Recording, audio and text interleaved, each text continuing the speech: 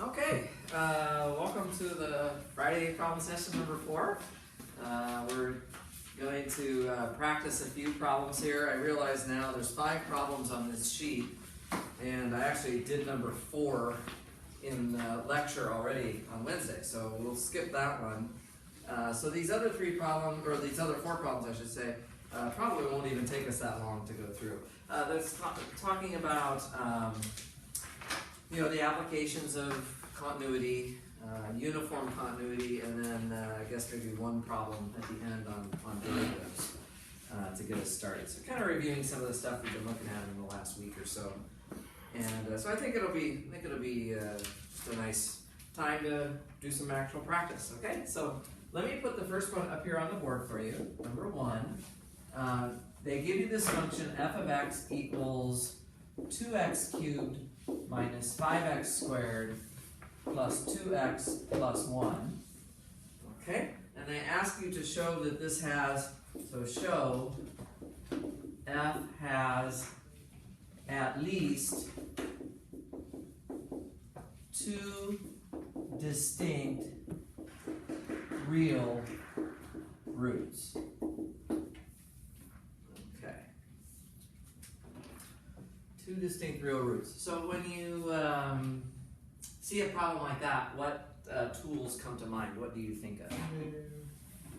What's it called? Theorem, we have f of a is not equal to f of b, intermediate value term, or the other guy. Okay, the intermediate value theorem is basically what this is coming from. Between any 2, if you have a continuous function, by the way, is this a continuous function?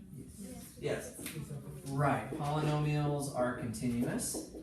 Good. So because it's a continuous function, we can use the intermediate value theorem that says between any 2 real numbers that are in the range of the function, so any 2 outputs, f of a and f of b, right? If you take any number between those 2, that number will also be in the range of the function. We can just be more specific and talk about the location of roots. Location of roots just says that if there's a positive value and a negative value and it's continuous, then somewhere in between there is a root. Okay, so exactly. So the tool that we're going to use here is the location of roots. And does anybody have a suggestion of what's the best way to try to start applying that? Okay, so do you want to give me some idea what I could try here? So f of 1. Okay, so we can look at some values. So f of 1 would be what? 2 minus 5 plus 2 plus 1. Oh, look at that. It actually is equal to 0. So we actually found a root already, right? Okay, so x equals 1 is a root. We just got lucky. You don't always get that lucky. We happen to guess a value of x that works. All right, good. Let's see if things go this smoothly, we'll be done with the whole thing in 5 minutes. Okay, any other things to try here? Okay, give me specific. All right, I'll try f of negative 1 first. It's easy for me to plug in. I plug in negative 1, I'm going to get negative 2 minus 5 minus 2 plus 1. That's less than 0, right? That's less than 0. Okay. Good enough. Then what? Yeah, let's plug in 0. So f of 0 is obviously just 1. That's always an easy one to plug in. So that is greater than 0. So between these 2 there is a root. So there exists a c, right? This is the location of roots. There exists a c somewhere between these 2. So somewhere on the interval from -1 to 0, right? With f of c equal to 0. Exactly. So this is a distinct root from this one because this root was equal to 1, and this root is definitely in a different interval, right? Okay? So c is another root. Okay, so that's all you have to do. Actually, all that you have to do there is do that much. Okay? Does it make sense, guys? Okay. Later on, we're going to talk, actually next week, we're going to talk about the mean value theorem. when we discuss the mean value theorem, we're going to find out that we can actually show that there's exactly two distinct roots. That there are no others. There's going to be one right here, and then x equals 1, but there won't be any other. That will come later on when we use the derivative in the context of the mean value theorem. Okay? So whenever you see a problem like this, it's asking you to show that there are some roots. You're supposed to try and use the location of roots. And there's a little bit of experimentation that you have to do, trying different points to see what happens. You're not always going to get lucky and find a root. Okay, so you just have to be prepared for that. Okay, pretty easy? Okay, great. Let's go on to the second problem. Second problem is about uniform continuity. I'll write it up here so everybody can follow along here. So for number 2, we're going to take the function f of x equals x to the 4th. Okay? And we're going to prove f is uniformly continuous on the closed interval -1 to 2. Now, one way of doing that would be to say it's a polynomial. Polynomials are continuous, and continuous functions on a closed interval are always uniformly continuous. That was one of our theorems last week. So we could just do that. We could just use the power of the fact that this is continuous and it's a closed interval. But let's actually try and do it from the definition. Okay, so I want to do this from the definition. Let's just remind ourselves of the definition first. Okay, so f is uniformly continuous on a domain D if and only if, can you guys remind me the definition? For every epsilon greater than 0. Okay, for all epsilon greater than 0? There exists a delta greater than 0. There exists a delta greater than 0. Such that if x and y are in D, Such that if x and y are in D, and x absolute value of x minus y less than delta, right? f of x minus f of y less than epsilon. Then absolute fx minus fy is less than epsilon. Exactly. Exactly. So that is the definition, remember? Okay? So if there has to be a single delta that works for all x and y in the domain. We cannot have our delta depending on the x and the y. Okay? So let's try and prove that this function is uniformly continuous on the domain of this interval by using the definition. Okay? How would we approach that? Scratch work first. Very good. So we have to do scratch work, and we're going to start from what point on the scratch work? F of x minus absolute f. Yeah. Absolute f of x minus f of y Is less than epsilon. Exactly. So we're starting, we know this is what we want to end up with, and using that, we're going to reverse engineer the process to figure out what delta is. Okay. So what I can do, I'll do the first step because it's easy. It's just I'll plug in what f of x is. So it's just x to the 4th minus y to the 4th less than epsilon. Okay, very good. All right, now what do we want to do? Okay, does this factor in a good way? X Yeah, x squared minus y squared times x squared plus y squared. X squared minus y squared times x squared plus y squared. Okay, very good. And we want to factor this again. Okay, we can go a little further with this. By the way, notice how I'm putting my biconditional arrows. That's just reminding myself all of these steps are reversible. I can go forward or backward through any of these steps. Okay, so I'll put this like this. Just totally factor this thing down completely. Great. Okay, that look good so far? What would I want to do next? So we're going to divide it by that whole thing. By which whole thing? X plus y times x Okay, squared. you realize you see the x minus y here, right? And that's what you want to get in the definition is the absolute value of x minus y. So, exactly, I'm going to take this expression and I'm going to divide it by x plus y and x squared plus y squared. Even x squared plus y squared actually doesn't even need to be inside the absolute value bars, but it's okay. So we got everything over here, and so this would be sort of what you would want your delta to be, right? But it has x and y in it. So what you have to do when you're figuring out, well, how can I replace this with a number? You want to make this smaller because when you make this smaller, then when you go back through the scratch work, you'll be able to go from whatever's down here to whatever is here because you will have made this bigger in going in reverse. So I need to make this, so I want to make this whole thing as small as possible, which means I want to make the denominator Bigger. as big as possible. Right, okay, so what I'm going to do is a backwards only step. I want to make the denominator as big as possible. How do I make the denominator as big as possible? We're gonna substitute for x and y equals to. Exactly. Put in you have your domain of x and y here. You want to put in the values for x and y that would make this the largest, which would be 2. Because now you'll have 2 plus 2, which is 4. And here you'll have 4 plus 4, which is 8. 4 times 8, that would be 32, right? There you go. That's actually the delta that you need, okay?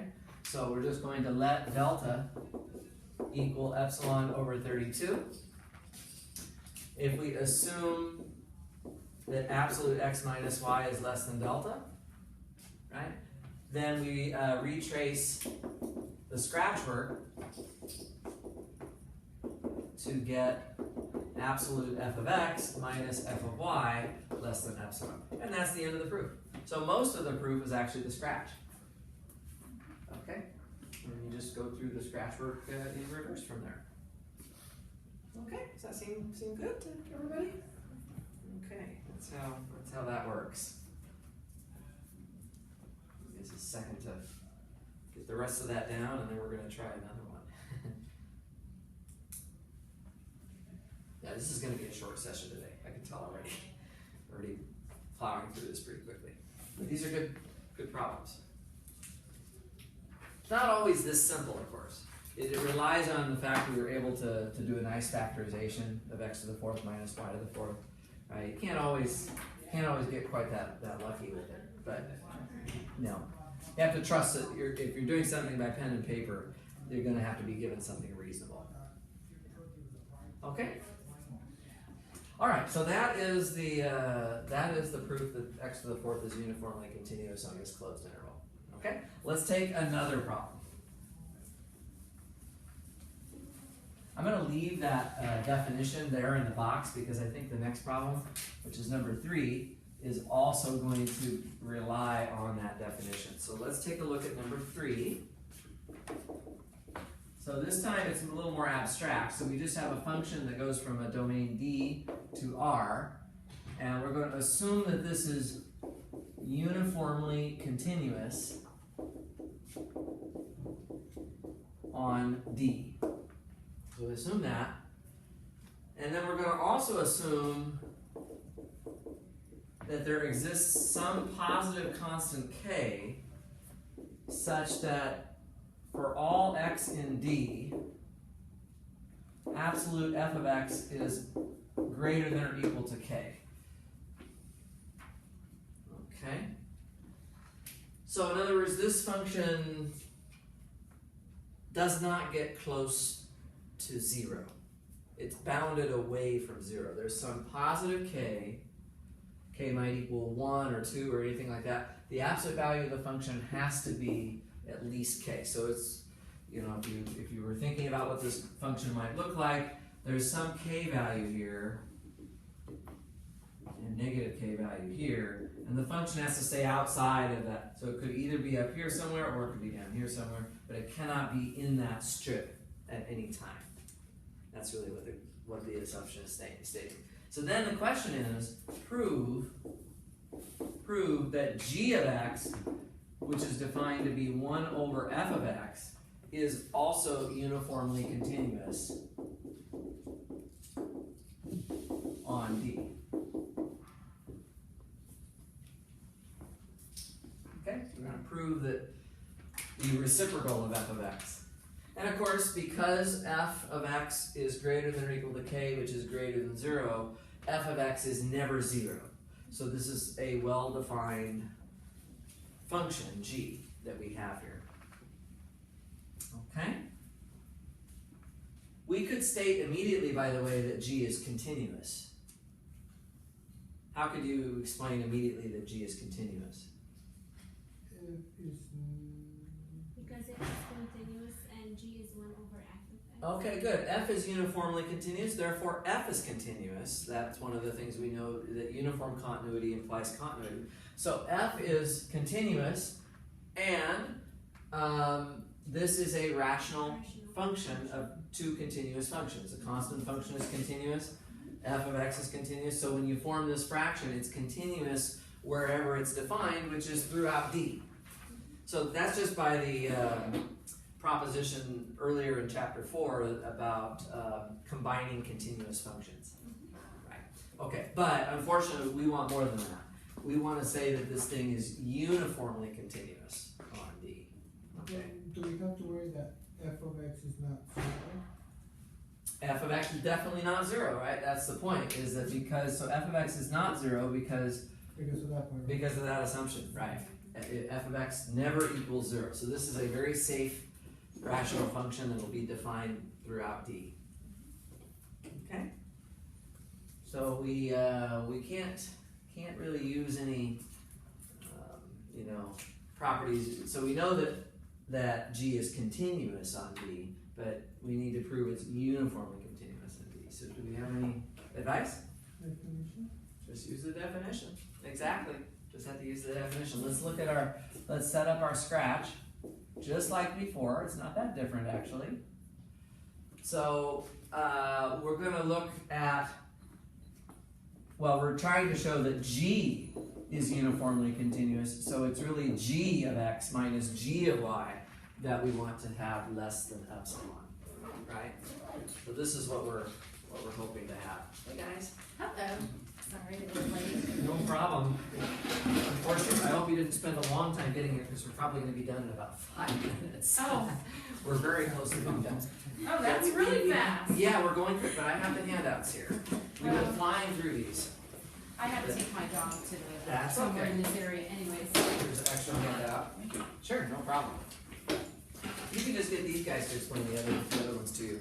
So, we just started this problem right here. And maybe I'll slow down for a second just to make sure everybody's clear. We're imagining that we have a uniformly continuous function on a domain, and I've reminded the definition of uniform continuity right here. Okay? And then what we want to do is look at the reciprocal of this uniform. So this is number 3 on the sheet, by the way. Yeah. So far we really haven't done anything other than write down the question and what uniform continuity means. And we're trying to prove that the reciprocal of f of x is uniformly continuous. So that's not always going to be true, but as long as we have this extra assumption here on the second line, that the absolute value of f of x is bounded away from 0. So in other words, the function is at least equal to k at every point, which is strictly assumed to be greater than 0. So these would be some pictures. Your graph can do all kinds of crazy things, but it just can't get very close to the x-axis. It's bounded away from the x-axis. Okay? So this is the problem we're going to try to work out now.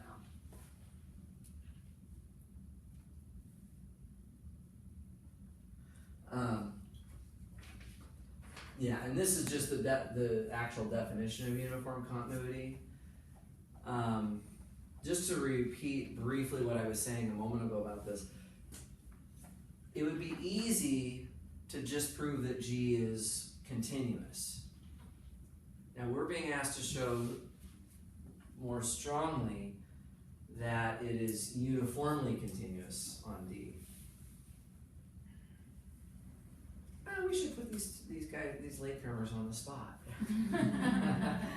So, do you have it? Can the two of you? Can you think about why do I know that this G function would be? So we're trying to prove it's uniformly continuous, which is a stronger thing. But do you have an idea how we could just say that G is regular continuous? So F is already uniformly continuous, and this is just the reciprocal of that. It's just the new function that's made from F.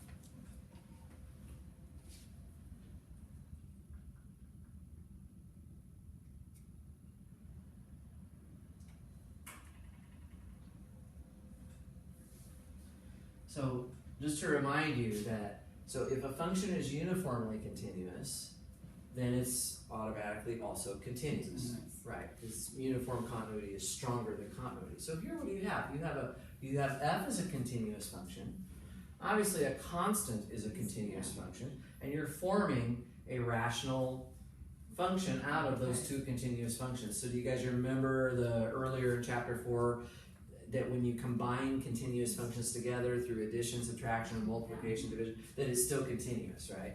As long as the denominator is not 0. Now the denominator is not 0 because of this assumption on the second line. F of x is strictly greater than 0. Exactly. So therefore, this function is continuous. Now we want it to be uniformly continuous.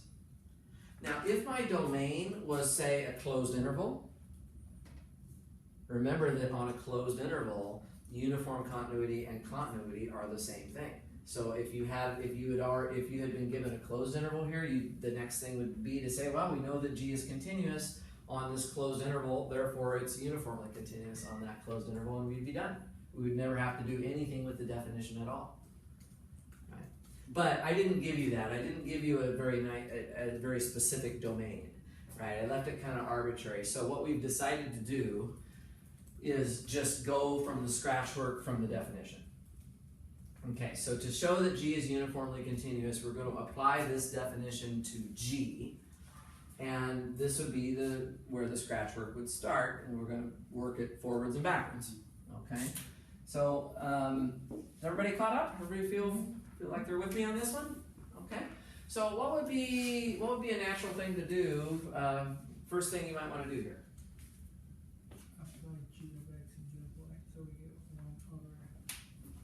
G is 1 over f of x, very good, and g of y is 1 over f of y, exactly. Okay, so that would be less than epsilon. Okay, looks good to me. And now what might we do next? Just do some simplification here, algebra. Yeah, I like that idea too. So let's just make a common denominator of absolute f of x times absolute f of y. And then on top, that would give us absolute f of y minus f of x. And that would be less than epsilon. Okay. Our job is to come up with a delta, by the way. We have to eventually come up with a delta. Okay. What would we do next? Pull this one over to here. Okay, good. Pull this one over to the other side, f of y minus f of x, less than epsilon times absolute f of x times absolute f of y. There you go. Okay.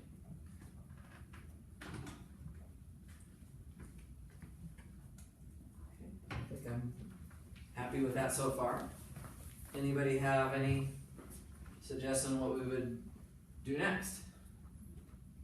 Since we know that we can, right. This is greater than or equal to k, right? So if we change these to k's, if we change each of these to k's, then we're making this smaller, right?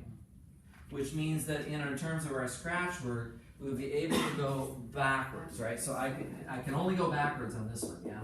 So I can go backwards here and change that to epsilon times k squared. Certainly we could get away with that, right?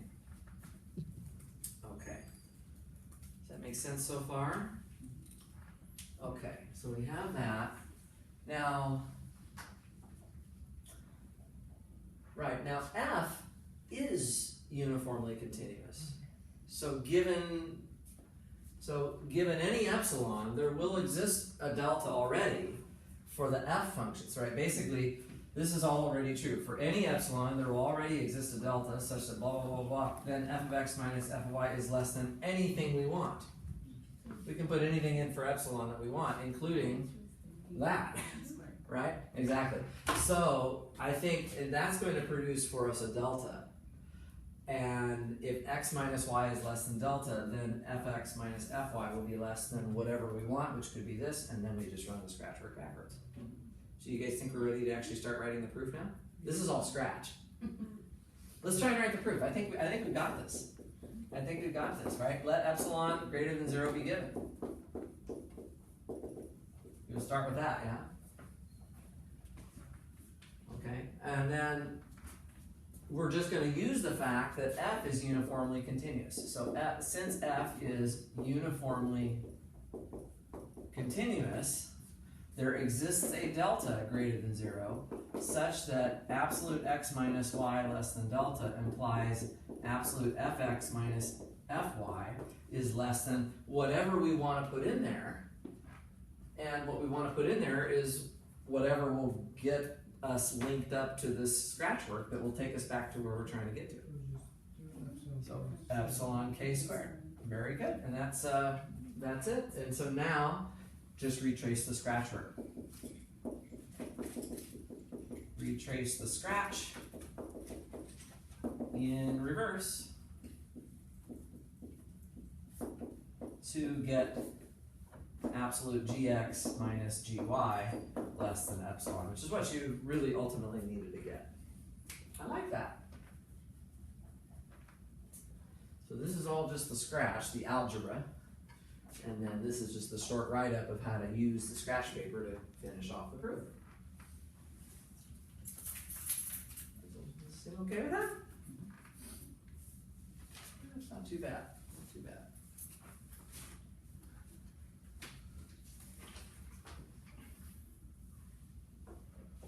So if you have a function that is uniformly continuous and it's bounded away from 0, then the reciprocal function will also be uniformly continuous. This is not so much a fact that you need to always have on the top of your mind all the time. It's just more, it's a great example to practice the definition on. That's why I wanted to do it today. All right. Any other questions on that before we go on to another one? So does it sometimes work if it's less than, or does it never work? If this is this one? Yeah. Oh, Wouldn't be well, absolute value, because the trouble is if this is less than k, well then it could equal 0. Mhm. And then in that case, this doesn't even make sense Yeah, as a exactly. function. Yeah, it's really, it has to be, Great. for this one, you need basically this f of x ends up being a denominator, which means Yeah. you need this thing to be sufficiently small as a fraction, which means the Gotcha. denominator needs to be fairly big. Gotcha. Yeah, it's just not gonna work the other way. It's a good point. Okay, all right, let's go on. Now the next problem, number 4, is actually one that I did in class on Wednesday as an example of the derivative. So I'm gonna skip that one and refer you to your notes for that, because you saw me do that one already. And we're just gonna go to the last problem. We're already on to the last one, number 5. Number 5 is show if f of x equals sine of x, then f prime of x equals cosine of x. Okay. And they give you there's a trig identity that I put there for you.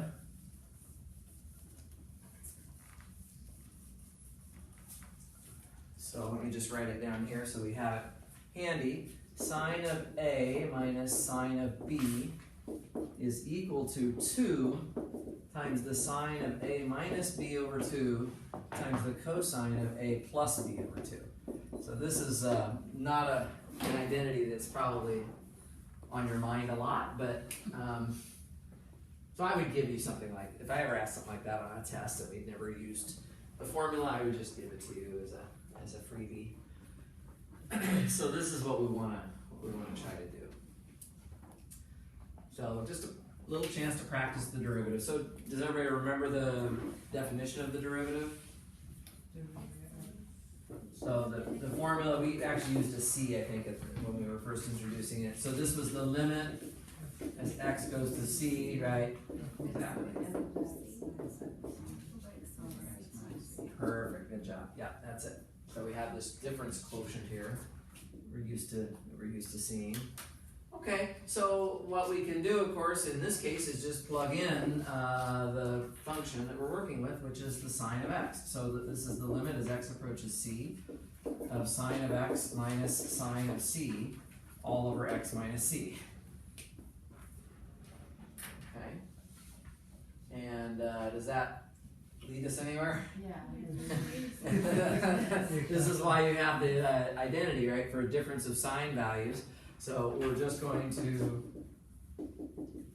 plug that one in, so we're going to get, on the numerator, we're going to get 2 times the sine of x minus c over 2 times the cosine of x plus c over 2. There we go. Okay, so that's just using the trig identity directly to get us to that point. Okay. Now, anybody have any thoughts where we could go from there?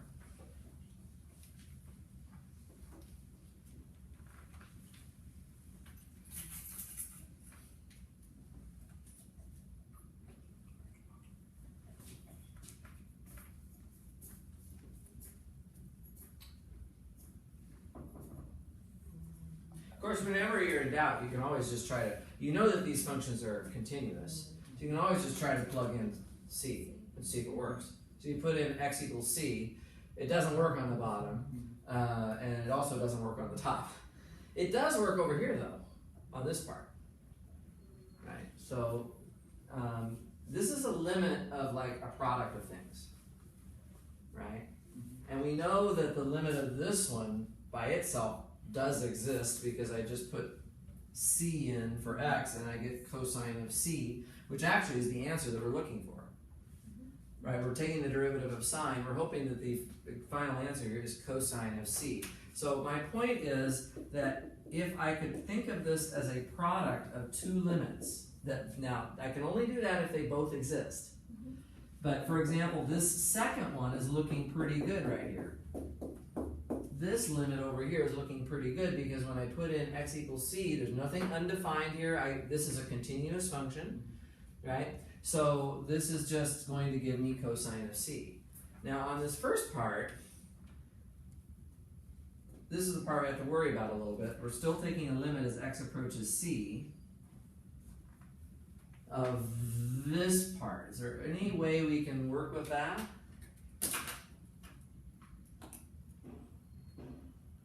I guess I can erase the trig identity out if we're done with that.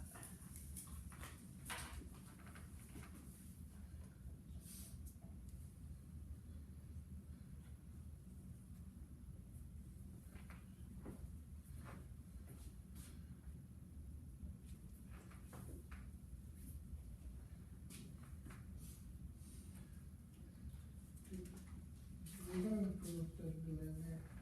We have to put the delay. Oh no, never mind. That's not bad. Does anybody know what this limit is? Okay, so that's one. That's what you were thinking of. Yeah, but Do you know what that is? What that limit equals? that's one, right? Or it's the same? It is 1. Yeah, it's one. It is 1. But Now, this does equal 1. right. If you know that fact, then We you can see, try to make the denominator the same as the inside. right, and you see you can do that. You can put this 2 underneath the x minus c right here, yeah? Yes. It's the same thing. And then x approaching c, if you just do that substitution where you let h equal x minus c, right? So let h equal x minus c to get, well, it's just going to be the limit as h goes to 0 of sine of, it's really the sine of h. Actually, you could just let h equal x minus c over 2 in this case. Yeah. Then you're just going to have sine of h over h. So this first limit, we don't know yet if it exists, but if it exists, then of course it's the same as whatever this limit is equal to. Okay. No. And I claim the answer is 1. And if the answer is 1, then our final answer here is going to be 1 times cosine of c by the limit theorems, right? Product of the limits equals the limit of the products, right? So the only thing left to understand or explain is this part here. And that, well, I mean, okay. You can give a variety of different little explanations for this. One of them is that, excuse me, thank you very much. You can explain it by just simply saying, well, here's the graph of h as a function of x, and here's the graph of sine as a function of x, and right here, excuse me, near 0, actually no, I have this wrong. This is h right here, and then this is h, and this is sine of h. I have my axes labeled wrong. This is really the y-axis here. So, right, the two graphs both come into the origin with a slope of 1. I think I've swallowed some dust up my nose or something. Yeah, so the picture kind of makes it clear that they both have a slope of 1. What other reasons, like how else could you explain this? Maybe using some things we haven't learned yet. Would there be anything, like if you were teaching calculus in the math 150A level, would you know how to show that this equals 1 to your freshman calculus students? And it's okay if you don't know, because we haven't done it this semester, but there's a few tools. L'Hopital's rule was what I was thinking of. Yeah, L'Hopital's rule says that if the expression that you're looking at has a limit of the form 0 over 0, so in other words, if you put h to 0, then the denominator approaches 0 and the numerator approaches 0. So you can take L'Hopital's rule on it, which means take the derivative on the top divided by the derivative on the bottom. So L'Hopital's rule, which we didn't talk about, so don't worry about it too much, but L'Hopital's rule would say that this is the same as the limit of cosine of h over 1. In other words, you just take the derivative of the top and divide it by the derivative of the bottom, and now you can plug in 0 for h and you get 1. That would be a way that you could justify that limit. Does anybody know another way you could justify this limit besides L'Hopital's rule, that where you wouldn't have to necessarily take a derivative?